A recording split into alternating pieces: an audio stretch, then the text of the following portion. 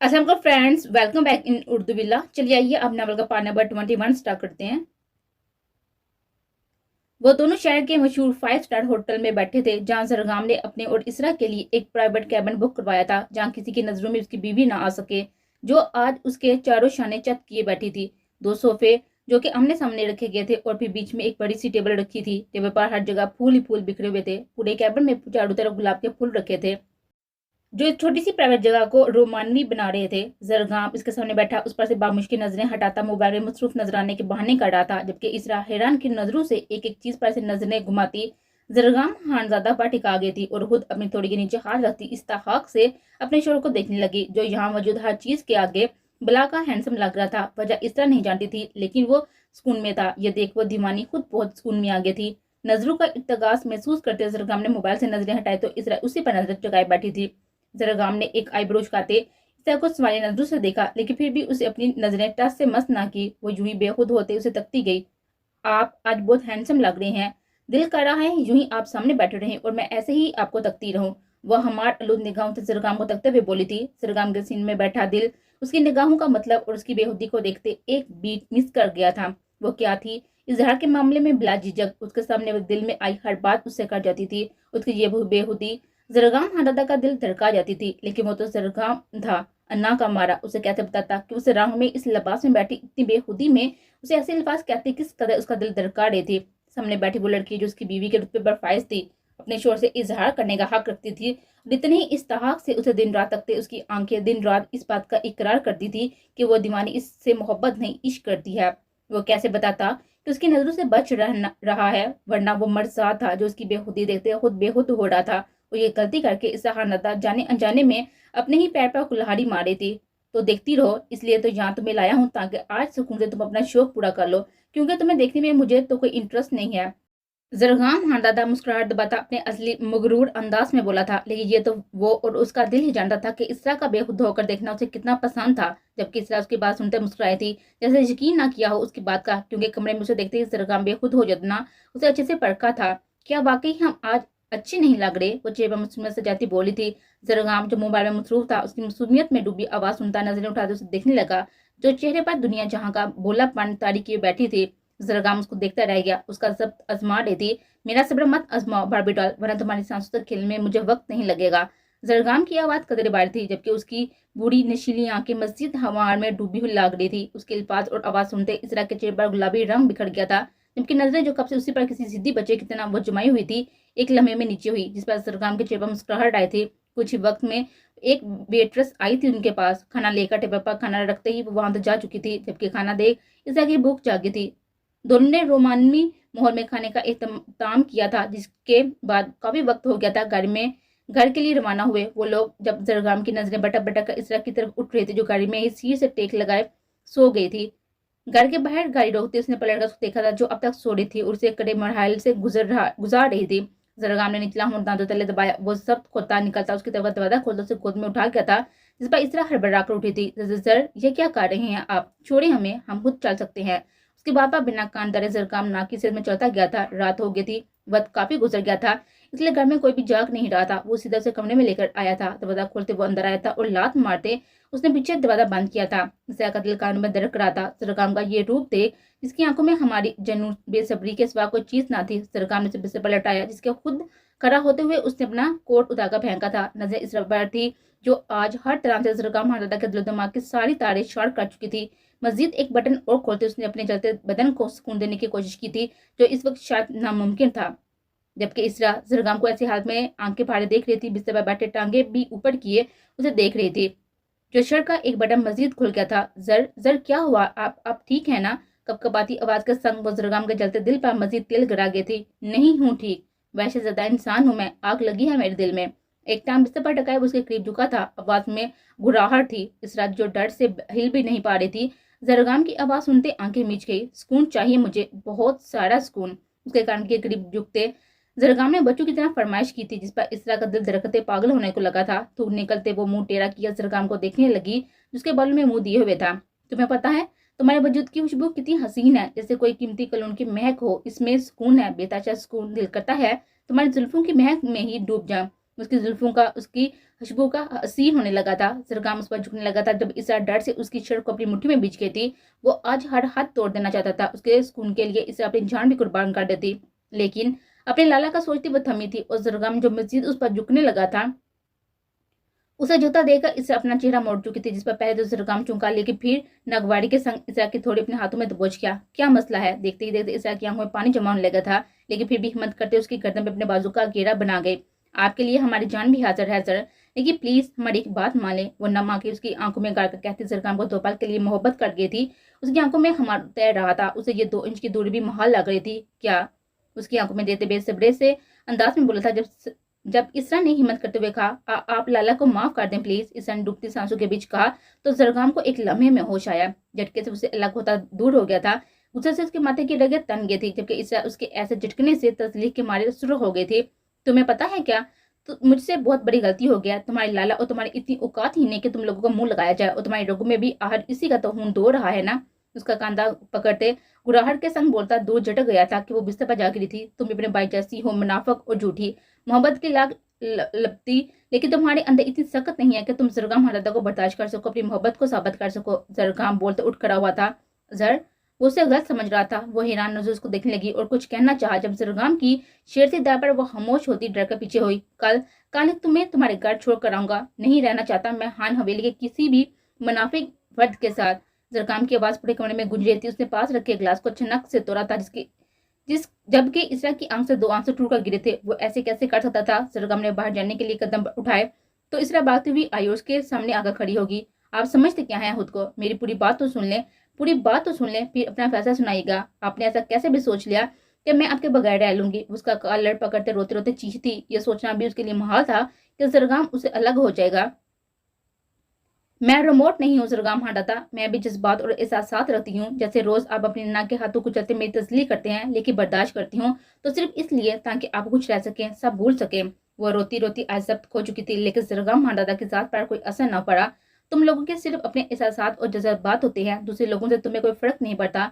ये जो तुम इतने बड़े बड़े अल्फाज बोल रही हो ना, इस पर तुम लोग कितनी नजर आसानी करते हो, बहुत अच्छे से जानता हूँ मैं। तमसराता लहजा था। उसके हाथों को अपने किरपान से दूर झटकते वो जाने लगा। जब इसरा उसकी पूछ से लगते रो गई। लाला गलत है, मैं जानती हूँ, लेकिन मैं सिर्फ ये दुश्मनी खत्म करना जानती हूँ। मैं चाहती हूँ आपको सुकून आ जाए, और ये सुकून सिर्फ माफ करने से हासिल होगा। प्लीज लाला को माफ कर दें सर। वो इल्तजा कर रही थी, इससे जिसके दिमाग का मीटर घूम गया था। वाह इसरा बीबी, लेकिन जरगाम हांडाता इतने बड़े ज़र्फ का मालिक नहीं है जो इतनी आसानी से उसे माफ कर दे, जिसे अपनी गलती का एहसास तक नहीं, जिसने आज तक मैंने रवि एहतियात करते मुझसे 2 बोल नहीं बोले, और तुम चाहती हो कि मैं उसे माफ कर दूं। इन बातों से तुम और तुम्हारे लाला किसी दूसरे को बेवकूफ बना सकते हैं, लेकिन जरगाम हांडाता को नहीं।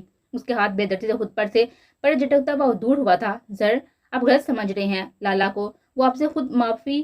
तुम हटो मेरे रास्ते से, मुझे किसी की भी माफी देने में कोई इंटरेस्ट नहीं है। उसकी बात बीच में करता हुए बेजारी से बोला था। नहीं, हम नहीं हटेंगे, हमारी सांस तक आपके पास रहेंगे। उसके इर्द गिर्द घेरा बनाते हुए उसके हसार में आ गई थी, जैसे इस बिफरे शेर को काबू करने की कोशिश कर रही हो।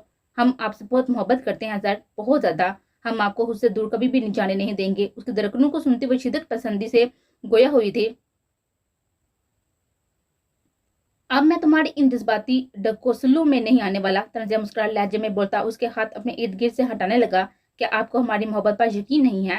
आंखों में आंसू भरती वह मासूमियत से पूछ रही थी। पहले आने लगा था यकीन, लेकिन अब नहीं। अगर तुम मुझसे मोहब्बत करती हो तो मेरी वैश्तु को खुद में गुम करते मेरे लिए सुकून का बायस बनती, लेकिन तुमने मुझसे मुंह मोड़ कर मुझसे पहले अपने भाई को तरजीह दी है, जो जरगाम हांडाता को बर्दाश्त नहीं।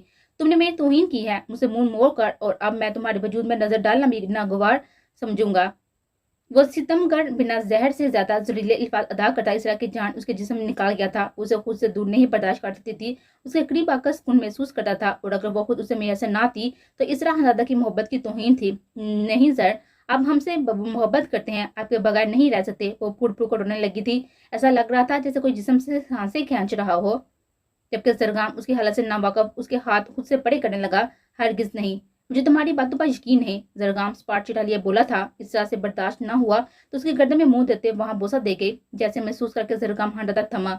उसे इस तरह से इतनी बेबाकी की उम्मीद ना थी, जबकि इसे थमते देखकर इस तरह ने उसके कांधे भिगोते उसे कई बोसे दिए थे, जिस पर जरगाम सरशार सा मुस्कुराता हुआ उसके सीने में जकड़ गया था। हमें माफ कर दें, आइंदा ऐसा कभी नहीं होगा। हम आपके बगैर नहीं रह सकते। हमारी सांसों में बसते हैं आप। काश हम आपको अपना दिल चीर कर दिखा सकते कि किस कदर मोहब्बत बसी है हमारे दिल में आपके लिए। उसकी गर्दन और कंधा बेक होते हुए हिचकियों से लेकर रोने लगी। सरगम ने उसके बाल पीछे से मुट्ठी में जकड़े तो वो कर रहा थी पीछे मुंह देते आंखें मीच गई। अगर अगर ये झूठ निकला, तुम्हारी मोहब्बत झूठ निकली, या मेरे सामने तुमने अपने लाला की साइड ली, तो याद रखना तुम्हारे दिल को अपनी मुट्ठी में लेकर कुचल दूंगा। इन तलती सांसों को हमेशा के लिए बंद कर दूंगा, क्योंकि मजीद नफरत, दोगे और मुनाफकत बर्दाश्त नहीं करूंगा मैं अब।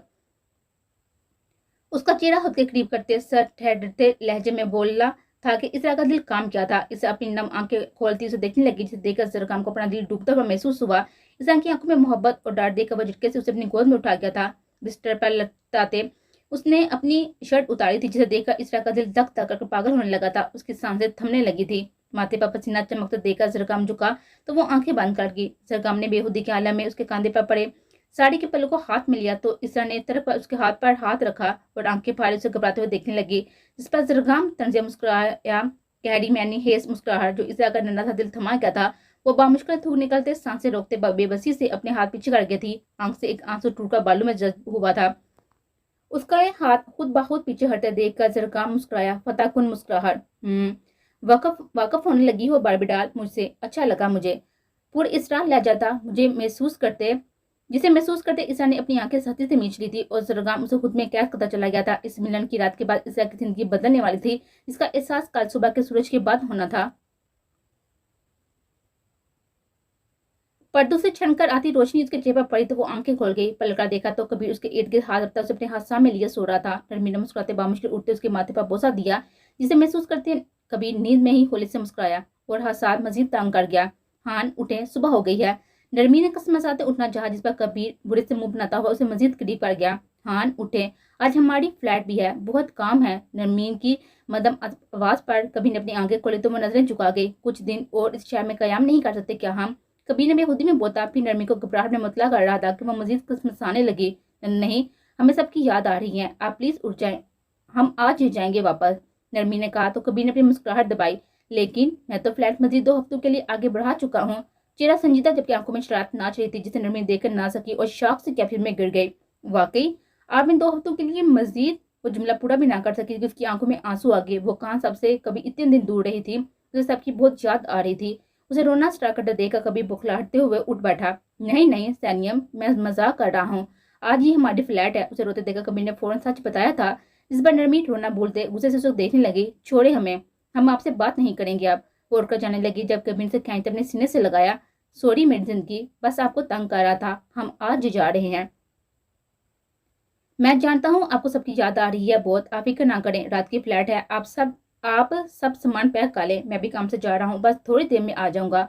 उसे प्यार से समझाते कबीर उसके बालों में उंगलियां चलाते उसे पुरसकून किया था, जिस पर नरमी ने मुस्कुराते असबाब में सर हिलाया था। छोटी सी जसारत करता वो उठ खड़ा हुआ था और कपड़े लेता वाश में बंद हो गया था, जबकि नरमी जहाँ थी वहीं थमी रह गई थी। लाल टमाटर चेहरे पर हाथ फेरती वो खुद को नॉर्मल करती उठ बैठी।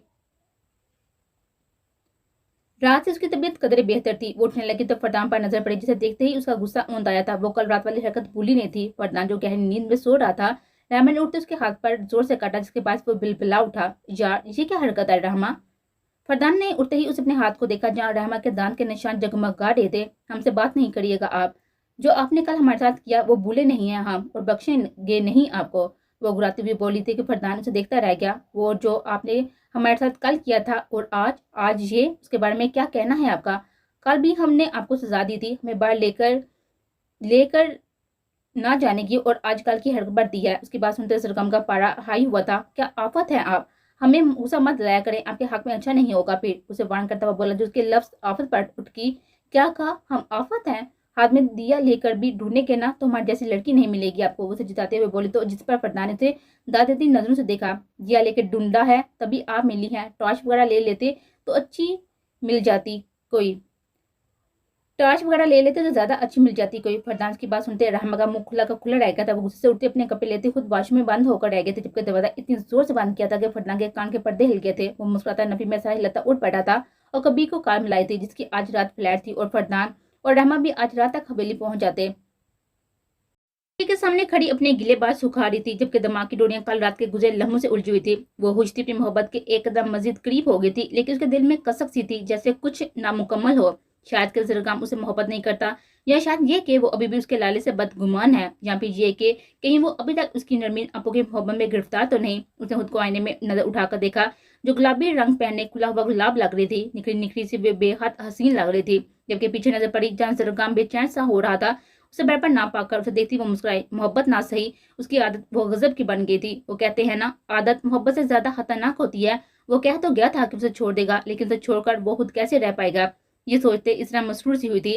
जब जरगाम आंखें खोलकर उठ खड़ा हुआ था, उसे देखता जो आईने के सामने खड़ी बाल सुलझाते अब हल्का हल्का मेकअप करने लगी थी। फिर घड़ी की तरफ देखा जो 8 बजा रही थी। ये तुम इतनी जल्दी क्यों उठ गई हो? वो आंखें मसलता उसे क्यूट सा बच्चा लगा था। अपनी मुस्कुराहट छुपाती वो पलटी, जिसे देखकर एक पल जरगाम हांडदा ठटक कर होश में आते आंखें पूरी खोलते उसे देखने लगा। वो कितनी हसीन लग रही थी। वो मुस्कुराया, ये देखते उसका रंग इसरा हांडदा खूब चढ़ा था। सुबह हो गई है, फूफो जाने इंतजार कर रही होंगी। आपकी वजह से रोज हम उनके सामने नाश्ता नहीं कर पाते, क्या सोचती होंगी वो हल्की आवाज में उसे छिपा कर गई थी। जो खुद तो लेट उठा था, उससे भी सोने की हदायत करता था कि जब तक वो ना उठे इसरा भी ना उठे। ये सोचती होंगी कि उनका बेटा उनकी बहू को नीचे आने नहीं दे रहा और मोड़े कोई बुरा नहीं मनाती। तुम आओ वापस, अभी मुझे और सोना है। उसे पास बुलाने के बहाने तलाश कर रहा था, जिसे सुनते इसरा भी फिर लाल टमाटर हुई। हम नहीं आ रहे, हमें बहुत भूख लग रही है, नीचे जाना है, वो रूहानी सी होते हुए बोली थी। इसे देखकर जरगाम का दिल भी पिघला और 2 मिनट तक उसे घूरता रहा जो डीठ बनी हुई थी। फिर खुद उठता हड़बड़ाता अपने कपड़े लेता वाश में बंद हो गया था। उसे अपनी बात मानते देखकर इसे हवाओं में उड़ने लगी थी, वरना जरगाम तो हमेशा अपनी ही करता था। ये सोचते इसरा हंसने लगी थी और फिर जल्दी से तैयार होती उसका इंतजार करने लगी।